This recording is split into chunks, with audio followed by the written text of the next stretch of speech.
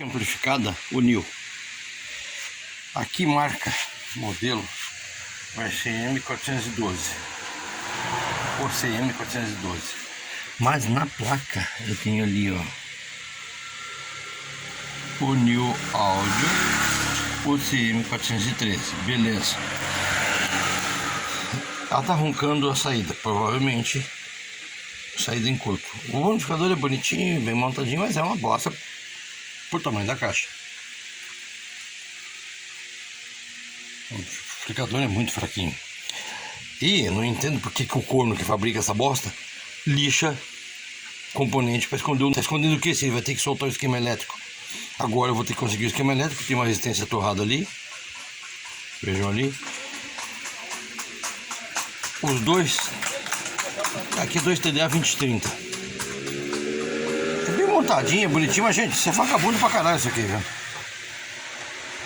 Então, tá aí pra desmontar ela. Tem que soltar tudo. Vou ver se... Porque eu tenho visto delas na internet por R$100 pra vender R$150. E eu tô aqui no Rio Grande do Sul, cara. O preço de componente aqui é um absurdo de caro. E os caras estão deixando de vender porque o pessoal tá comprando pela internet e não baixa o preço. Vai ser boa aqui pro outro lado, né? Mas de acordo com o valor que vai dar aqui, é mais fácil o cara comprar outra, né? Ou eu vou falar com o Tadeu lá da HTR, que fabrica as máquinas de música, e pego um amplificador do Tadeu, que o Tadeu, o amplificador dele é com 2 3055 de saída. É um puta de um amplificadorzão bom. Arranca isso aqui, joga tudo fora e bota o amplificador do Tadeu ali dentro, ali da HTR ali dentro.